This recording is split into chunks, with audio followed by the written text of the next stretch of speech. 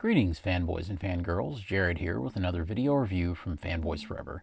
Today I'm bringing you a review of the brand new Dr. Alan Grant and Dimetrodon figure set from the Jurassic World Dominion film series. This is from Mattel and is of course based on the new Jurassic World film. I really loved the movie and got a massive kick out of it, and I'm really looking forward to the new director's cut that's going to be released. I'm anticipating that it's going to fix whatever small issues I had with the film, but overall I thought it was fantastic. One of my favorite parts of this new movie was of course the return of Dr. Alan Grant, played by the fantastic Sam Neill. He really lit up every scene that he was in, and I just got such a big kick out of it. So I was really looking forward to this particular set.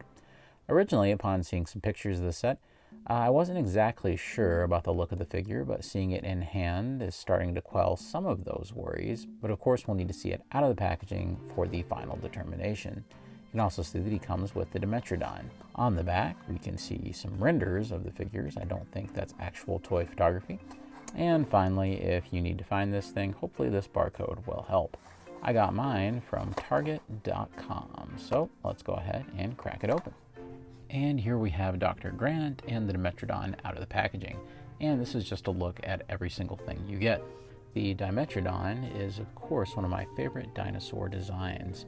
I've always really loved these guys, and even as a kid, whenever I would see these guys portrayed in any kind of dinosaur media, I always just ate it up. It was always something that I really enjoyed. I love how it combines kind of the look of the Stegosaurus with more of the head of the Tyrannosaurus, and it's just a very aggressive looking dinosaur. And the scene that featured these guys and Dr. Grant is a real standout in the movie, so I was really happy about that. In terms of sculpt work, it really is up to par with the usual Mattel standard when it comes to these dinosaurs. Sculpting is one thing that I've never really been able to complain about with any of the Mattel releases when it comes to the dinos in the line for the past, 4 years or so. Really, Mattel has done a bang-up job of producing an incredible just dinosaur toy line, even if it had nothing to do with Jurassic World, Jurassic Park, whatever you want to say. Even every little individual scale being represented here. And if you look at any of the behind-the-scenes stuff, it's great to see how closely they work with ILM and the computer-generated modeling guys to make sure that these figures turn out to be as accurate as they can at those digital sources. And I think that's one of the big reasons why so many of them turn out so well, is because I believe that they are indeed based very closely off of those actual digital renders, which is why we have a near perfect film accurate Dimetrodon here. Of course, the paint is not quite as detailed as maybe something like the Hammond Collection version of the dinosaurs that now we're starting to see. There are some compromises made with articulation, but overall I think this is a very film accurate and great looking dinosaur, especially if you light it correctly in photography. In the scene in the film, it's pretty much in near darkness. One of my favorite bits is the cool deco on the fin here, and I really love the paint detail applied. I think given a little bit of a wash, you could really bring it up to that next level. And I also really like what they did with the eyes here. They're very, very cool looking and very accurate. I like that they actually did paint in the mouth, and the eye paint is consistent on both sides, which is something I'm a big stickler for. They did not paint the toenails or fingernails, whatever you want to say, the claws, there we go. But everything else looks pretty serviceable. You can see up here that we do have a really good neck hinge, which is kind of a running theme for a lot of the Dominion toys. Even with other articulation points they may lack, the mouth can open this wide, the head can rotate all the way around. You can take that hinge this far down or this far up, but it's blocked a little by that fin. You can see that each of the legs has a rotation, but none of them can actually move out. And some of the rotation is hindered a little by the sculpt. It can kind of go that far up. But really, truly, you're not going to do too much with these guys other than get them in the default, like, standing pose. So I have a feeling that I won't be posing those around too much anyway. Back here, the tail does have a rotation, so it's worth pointing out. And of course, if you have the Jurassic World Alive app, or whatever you want to call it, you have this little code that you can scan, so feel free to do so now. And on the other side, you can see that they have the JP or Jurassic World logo right there. So that's cool. My favorite integration for these is when you can pull them up with the spines of a dinosaur like that. I think that that's very well done, and it doesn't hinder the figure in any way. Whereas sometimes I don't like it with some of the mainline dinosaurs that you have this big thing that you pull up. I mean, it's not that noticeable, but it's, this is better. Here it is along the bottom, and they still managed to do some cool sculpting right along there. And I like, almost as a nod to the old days when you used to have the big JP tattoo on all the dinosaurs, now you have more of a Jurassic stamp at the bottom of the foot in the sculpting. Really great dinosaur. As for a dinosaur scale comparison, here you can see it alongside a few of its other movie counterparts. And as for a human scale comparison, here you can see it alongside Dr. Grant. And they were very careful to make sure the bones match the head pretty well perfectly, so the size is exactly right, and I really do appreciate that. And here he is. You know him, you love him, your friend and mine, Dr. Alan Grant, as portrayed by Sam Neill.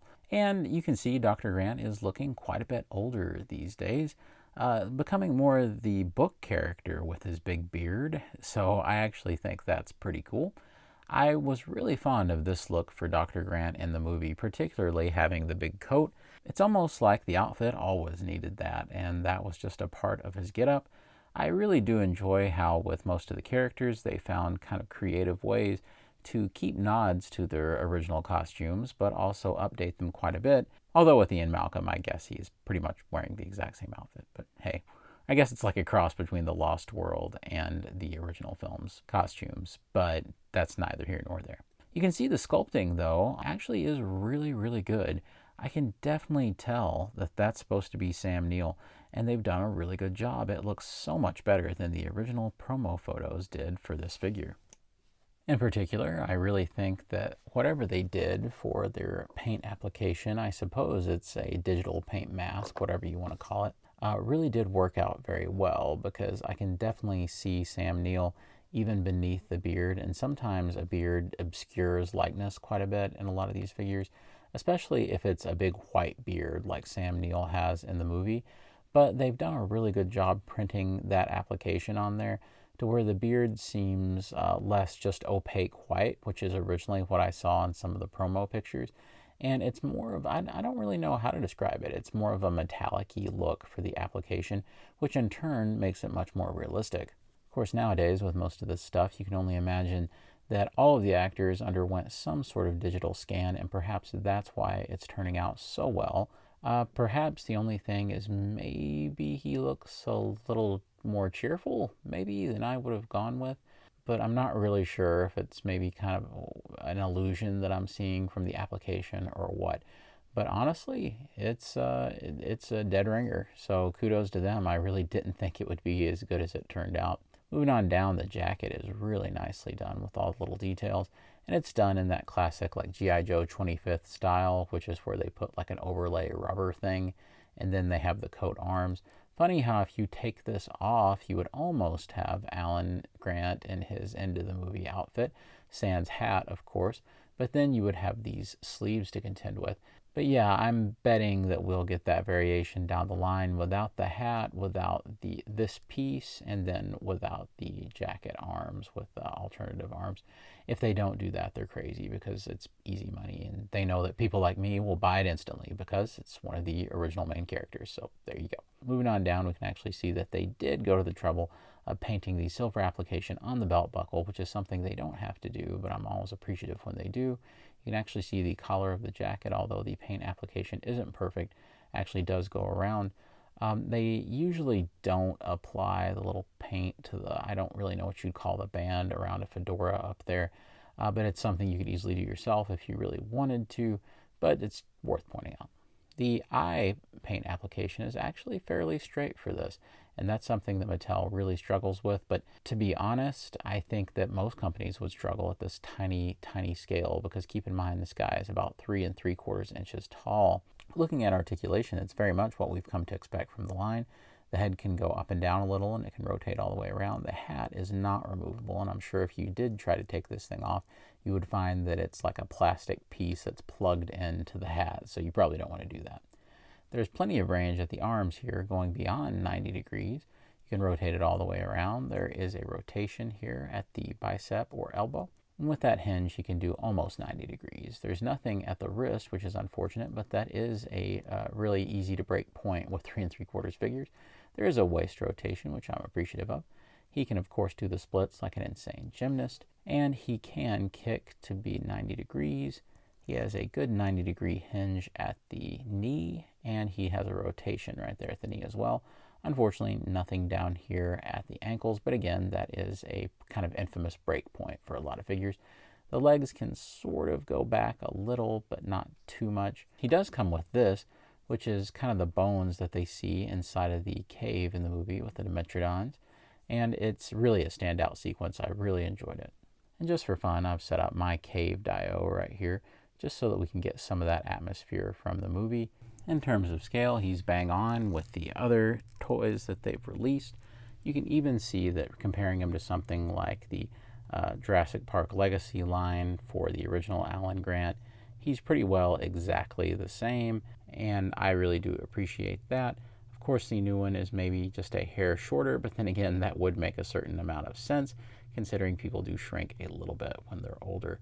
This is still such an impressive Sam Neill likeness on this guy, but you know, this is from a very different time in his life, so I think they really do look great together. And here he is alongside Dr. Sattler. Ellie has always been maybe a little too tall, even for the original line of figures, but it still looks just fine. Of course, we're going to get a new Ellie Sattler that's going to be in that Target exclusive set. We'll also be getting a new Malcolm that'll come out in the next wave of these human dino packs. He'll come with a green Velociraptor, but it's still cool to see them all three together with the original. And of course, one of the great thrills of this new movie is seeing the old returning cast alongside our new heroes from the Jurassic World films, and it's just a treat, and here in action figure form, it works out even better than I thought it would. Well, friends, I surely hope that you've enjoyed this review today. I highly suggest this pack. It's about $15, which is of course similarly priced to the others Mattel has released in this range. You know, for all of our misgivings, one thing that I really do have to say for Mattel is they really do put their all into these Jurassic World toy lines and Jurassic Park toy lines. It just seems like this is something they're truly passionate about and have really stuck with it over the years, truly giving us some excellent 3 3/4 scaled and 7-inch scaled figures. And I'm really impressed with what they're doing. I certainly hope you're enjoying it as well. And this Dr. Grant figure, although originally I thought it would be a dud from early pictures, has definitely proven me wrong, and I highly suggest it. And the Dimetrodon is no slouch either, so that's just icing on the cake.